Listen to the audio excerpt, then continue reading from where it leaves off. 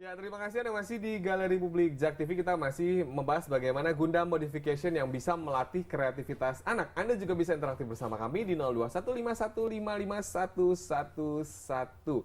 Nah, kalau Alan ini kemarin ikut kompetisi di Jepang. Boleh ceritain nggak sih kompetisi apa yang diikutin dan di sana itu gimana kemeriahannya? Nama kompetisinya GBWC 2012. Di sana ya dari segala negara gitu kan, ada yang berlomba, ada yang kategori open, ada yang junior. Nah, saya ini menang yang junior, juara satu. Dapat apa di sana? Dapat ada Gundam yang apa begitu legend, ada ya piala, udah itu aja. Dapat order juga ya katanya. Kebanjiran pesanan ya. Tapi pengalaman di Jepang kemarin itu juga membawa nama Indonesia karena pesertanya katanya dari banyak negara ya. Iya. Dari mana aja negara-negara yang ikut jadi peserta? Ada 13 negara. Thailand, Hong Kong, Cina, ada juga dari Filipina, USA, terus dari Australia.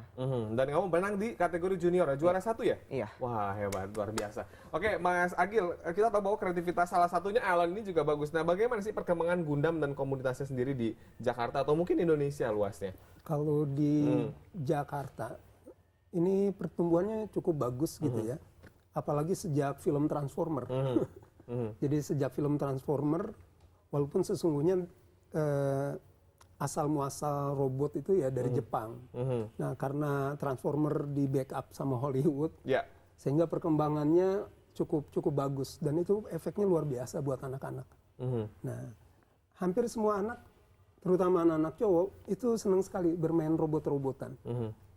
Apapun jenis robotnya mereka pengen punya, pengen beli. Nah, untuk mengembangkan kreativitas memang sebaiknya orang tua tidak beli jadi robot ya. Bagusnya robot yang dirakit. Nah, sehingga itu akan mengembangkan imajinasi dan kreativitas anak. Gitu. Ya, ini tips buat orang tua ya, kalau mau beli robot atau juga Gundam itu kalau bisa yang dirakit ya, agar anak Anda juga bisa dilatih kreativitas. Memang merakit ini salah satu cara untuk melatih kreativitas ya, Mas? Salah satu cara. Apa yang dilatih di situ? Imajinasi, ya kan, imajinasinya, kesabarannya, ketelatenannya. Jadi anak dengan dia menyusun, membuat gitu ya, robot yang dirakit itu membuat anak sabar gitu. Untuk mencapai cita-cita, untuk meraih impian itu butuh kesabaran, butuh ketelatenan gitu. Nah, itu yang dibutuhkan sesungguhnya oleh seorang anak. Imajinasi, ketelatenan juga kesabaran. Ini buktinya 6 bulan ya. 6 bulan. Selesai ya buat satu desain tadi. Nah, kalau Ivan sendiri kan komunitasnya adalah Blue Black ini ternyata memang menampung buat pecinta-pecinta Gundam ya. Itu isinya katanya bukan hanya anak-anak. Bener nggak? Enggak, bukan anak-anak. Justru minim sekali anak-anak. Minim sekali anak-anak. Sebenarnya konsumsi utamanya bukan anak-anak sebenarnya kan. Kebanyakan anak yang main di situ tuh dari kuliah, udah kerja. Ibu-ibu juga ada.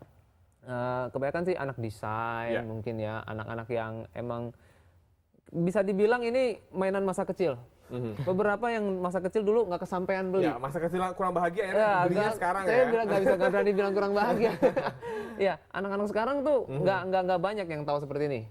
Seperti kita tahu film-film zaman saya kecil sama sekarang tuh beda sekali. Genrenya tuh beda ya. Jadi nggak ada lagi yang anak sekarang kalau kita nggak ibaratnya kita cekokin ya keterampilan, mereka nggak akan tahu hal seperti ini. Karena ini awalnya di Jepang, Gundam itu budaya, culture. Jadi di Jepang sendiri yang hobi main seperti ini tuh bukan anak muda, kakek-kakek, om-om.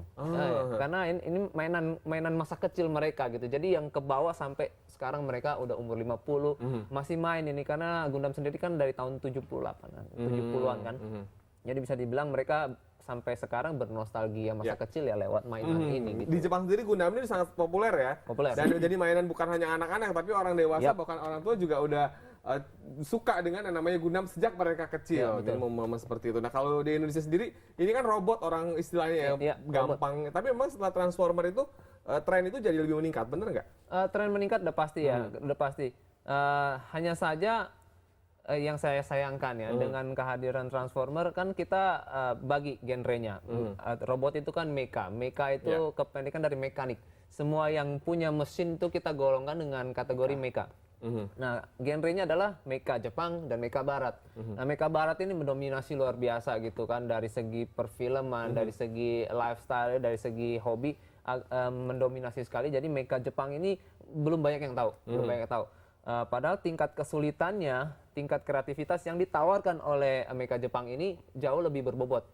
Karena seperti yang kita tahu, mecha Barat, Transformer, mainan-mainan itu langsung kita beli jadi. Jadi ya. Beli, buka, pajang. Mecha Jepang ini nggak ada yang jadi. Boleh saya display? Ya boleh, silahkan. Mungkin ada yang ingin diambil. Ya ini display dari Gundam dari Jepang ya. Gundam dari Jepang yang dirakit, yang katanya juga bisa melatih kreativitas dan juga tadi kalau kata Mas Agil bisa untuk kesabaran, kemudian juga imajinasi, terus juga untuk macam-macam ya Mas ya. Ya bisa ditunjukkan. Nah ini adalah yang belum jadinya. Belum jadi. Nah, siap kan? Kaget tuh dia tuh. Ini belum jadinya ya? Belum jadinya. Pusing kalau mungkin saya ngeliat tuh, ini apaan saya buang. Harganya mahal ini kan? Mahal. Lumayan. Nah, ya itu dia rumor yang berlaku di masyarakat bahwa ini mainan mahal. Ini mainan mahal. Kalau kita hobi begini, buang-buang uang. Nah, ini stigma yang saya coba pengen rubah. Bahwa kita bisa balikan keadaan di mana kreativitas perlu pengorbanan, perlu keluar uang untuk beli. Begitu kita telaten, fokus, jadi itu jadi uang. Balik modal ya. Balik modal. Coba boleh dibuka itu Gundam yang belum jadi. Nah ini pemirsa bisa Anda lihat di layar kaca Anda bahwa ini adalah Gundam yang tadi katanya harus dirakit satu persatu. Wow, boleh saya pegang? Silakan. Ya. Ini gimana caranya biar bisa jadi seperti itu ya? Ada alatnya.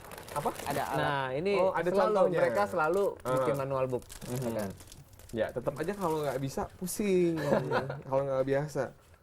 Wah, ternyata dengan manual book ini bisa lebih terarah ya, walaupun harus benar-benar telaten dan harus benar-benar sabar ya untuk membuat satu Gundam yang utuh dan menjadi satu karakter. Oke. Tapi dia emang asli asal Jepang ya? Asli Jepang.